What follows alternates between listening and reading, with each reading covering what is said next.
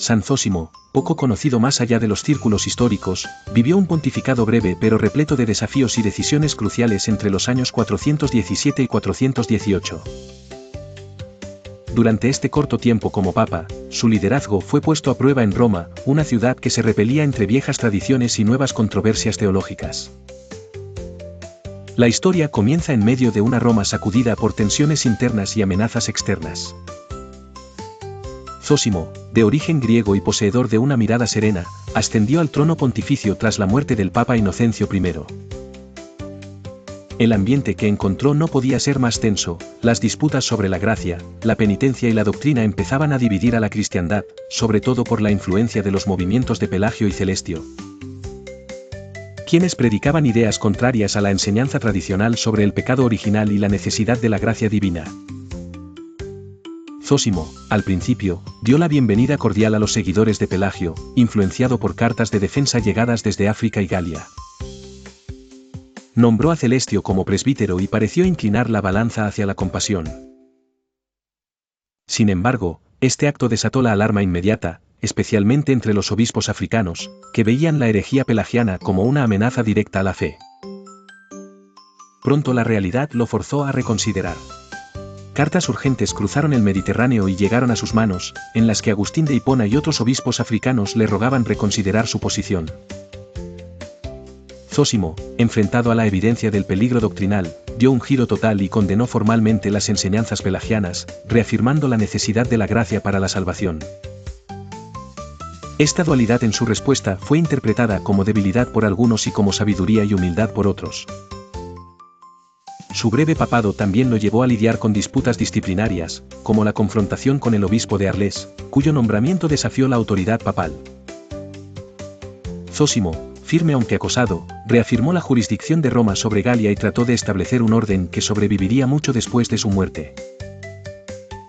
La vida de San Zósimo terminó inesperadamente en el año 418. Su tumba en San Lorenzo Extramuros permanece hasta hoy, aunque su memoria rara vez se recuerda fuera de los libros de historia. La herencia de San Zósimo, sin embargo, dejó una marca en la firmeza doctrinal de la Iglesia y en la consolidación de la autoridad papal precaria pero creciente en tiempos agitadamente decisivos.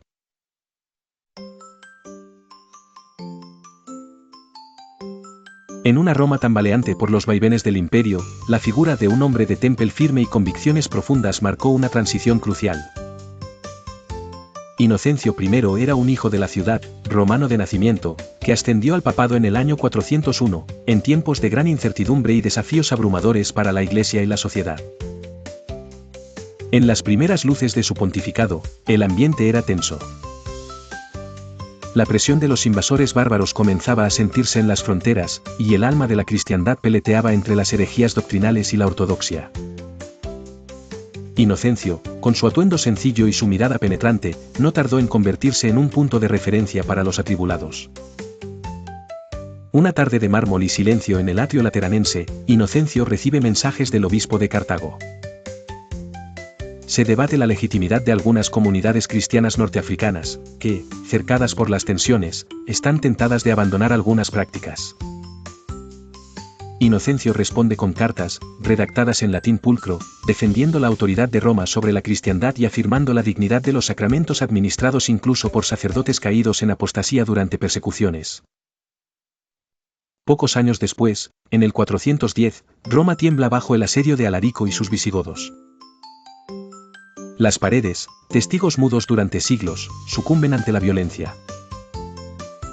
El Papa Inocencio, aunque exiliado en Rávena junto al emperador Honorio, vela a distancia, enviando instrucciones y mensajes para sostener la fe y la esperanza de una población aterrorizada. Al regresar a la ciudad saqueada, Inocencio observa los templos derribados y las huellas frescas del dolor colectivo. Sin embargo, lejos de rendirse ante el peso de la adversidad, impulsa la reconstrucción espiritual y material. Organiza la distribución de ayuda, anima a los fieles con homilías fervientes e inspira a los clérigos a ser faros de consuelo y liderazgo. En el seno de la Iglesia, también enfrenta conflictos internos. La herejía pelagiana agita las discusiones teológicas. Inocencio, tras escuchar argumentos de ambas partes, opta por la firmeza. apoya la doctrina sobre la necesidad de la gracia divina para la salvación, reforzando así el vínculo entre las sedes apostólicas y acuñando la autoridad papal.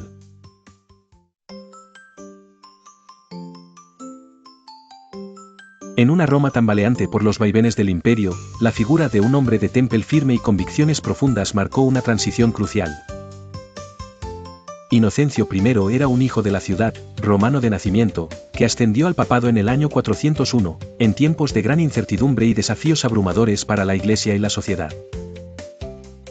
En las primeras luces de su pontificado, el ambiente era tenso. La presión de los invasores bárbaros comenzaba a sentirse en las fronteras, y el alma de la cristiandad peleteaba entre las herejías doctrinales y la ortodoxia. Inocencio, con su atuendo sencillo y su mirada penetrante, no tardó en convertirse en un punto de referencia para los atribulados. Una tarde de mármol y silencio en el atrio lateranense, Inocencio recibe mensajes del obispo de Cartago.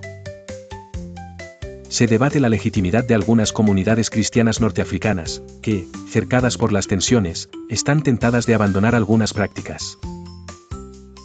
Inocencio responde con cartas, redactadas en latín pulcro, defendiendo la autoridad de Roma sobre la cristiandad y afirmando la dignidad de los sacramentos administrados incluso por sacerdotes caídos en apostasía durante persecuciones. Pocos años después, en el 410, Roma tiembla bajo el asedio de Alarico y sus visigodos. Las paredes, testigos mudos durante siglos, sucumben ante la violencia. El Papa Inocencio, aunque exiliado en Rávena junto al emperador Honorio, vela a distancia, enviando instrucciones y mensajes para sostener la fe y la esperanza de una población aterrorizada. Al regresar a la ciudad saqueada, Inocencio observa los templos derribados y las huellas frescas del dolor colectivo. Sin embargo, lejos de rendirse ante el peso de la adversidad, impulsa la reconstrucción espiritual y material. Organiza la distribución de ayuda, anima a los fieles con homilías fervientes e inspira a los clérigos a ser faros de consuelo y liderazgo. En el seno de la Iglesia, también enfrenta conflictos internos. La herejía pelagiana agita las discusiones teológicas. Inocencio, tras escuchar argumentos de ambas partes, opta por la firmeza, apoya la doctrina sobre la necesidad de la gracia divina para la salvación, reforzando así el vínculo entre las sedes apostólicas y acuñando la autoridad papal.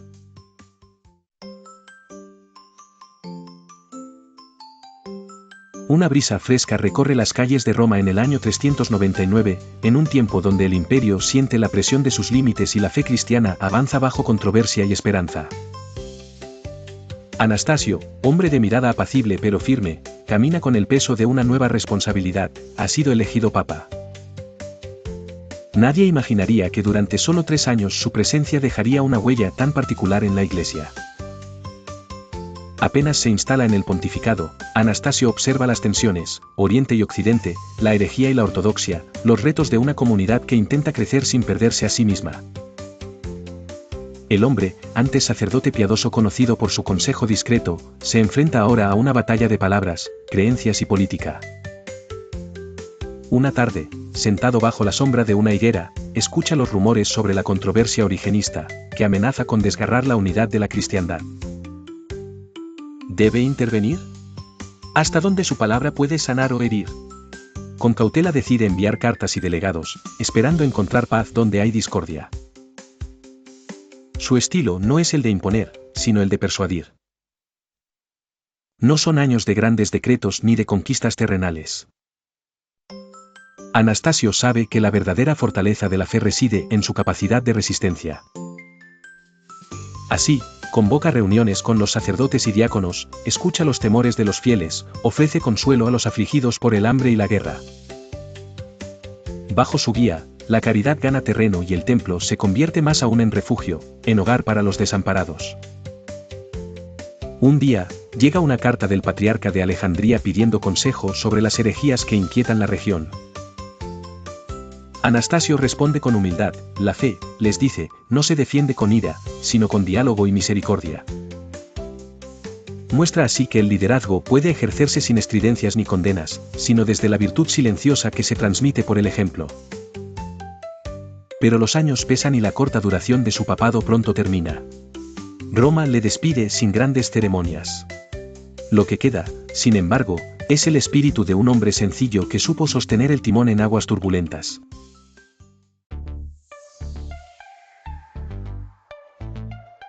Roma, año 384. Un hombre de cabello oscuro y andar decidido camina por los pasillos del palacio de Letrán. Es Ciricio, un sacerdote conocido por su nobleza y su férrea voluntad. Tras la muerte del Papa Dámaso, la comunidad cristiana lo elige como nuevo pontífice, en una Roma dividida por polémicas religiosas y políticas. Desde su primer día como papa, Ciricio comprende el peso de su papel. Los fieles, tanto en Occidente como en Oriente, esperan guía y equidad. En su mente resuena una meta clara: reforzar la unidad eclesial y establecer reglas claras para la vida de los clérigos.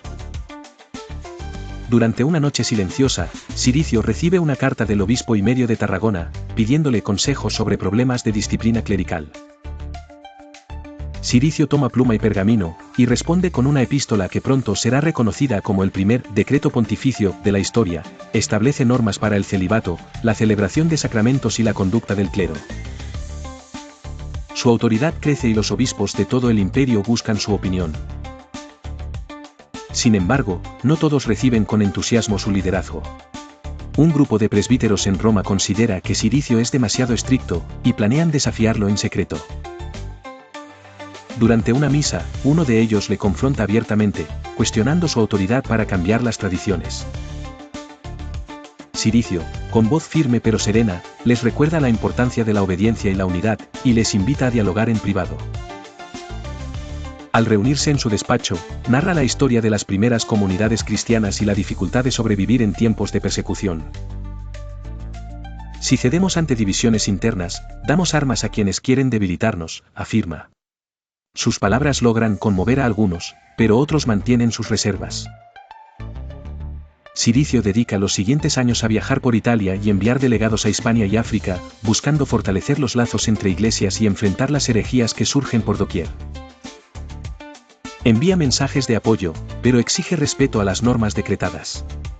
Bajo su pontificado, la figura del Papa como líder espiritual de la cristiandad occidental cobra un nuevo significado. A lo largo de su vida, Ciricio recibe noticias de comunidades lejanas que por fin logran cierta paz y estabilidad. Sonríe al pensar que sus cartas y decisiones han cruzado mares y montañas, ayudando a construir la red invisible de la Iglesia Universal. En el año 399, ya anciano, Ciricio repasa en silencio sus logros y fracasos. Sabe que ha sentado bases importantes y que su ejemplo servirá para sus sucesores.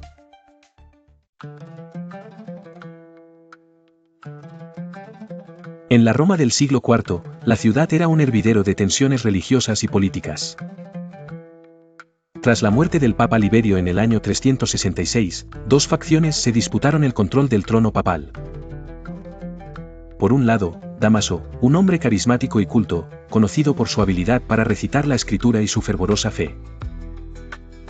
Por el otro, Ursino, respaldado por una nutrida cantidad de fieles y parte del clero romano. La elección fue cualquier cosa menos pacífica. Aquella mañana, las basílicas se llenaron de voces exaltadas, y en medio de una ciudad convulsa, Dámaso fue finalmente elegido obispo de Roma. Sin embargo, esta designación no cerró las heridas. Durante meses, las calles fueron testigo de enfrentamientos entre los seguidores de ambos candidatos. Dámaso, lejos de rendirse, trabajó incansablemente buscando la legitimación tanto del pueblo como de los emperadores Valentiniano y Graciano. Desde el principio de su pontificado, Dámaso sentía el peso de la división. Por las noches, paseaba por los claustros oscuros del Laterano, mientras meditaba cómo unir a la Iglesia. Era hombre de oración, pero también de acción. Comprendía la importancia del lenguaje en un mundo romano en transformación. Por ello, encargó a su secretario, Jerónimo, la monumental traducción de la Biblia al latín, la Vulgata, para que la palabra de Dios fuera accesible para todos los fieles del imperio. Jerónimo trabajaba bajo la luz de las velas, con la voz pausada de Dámaso recitando versículos en latín y griego. Dámaso no solo se preocupó por la palabra escrita.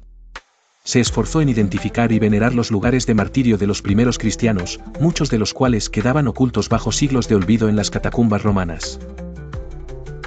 Mandó inscripciones en verso, exaltando los méritos de los santos y animando a los fieles a inspirarse en sus ejemplos de vida.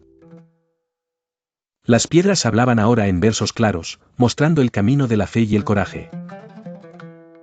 En los concilios, San Dámaso defendía sin titubear la primacía de la Iglesia de Roma sobre el resto de las sedes cristianas.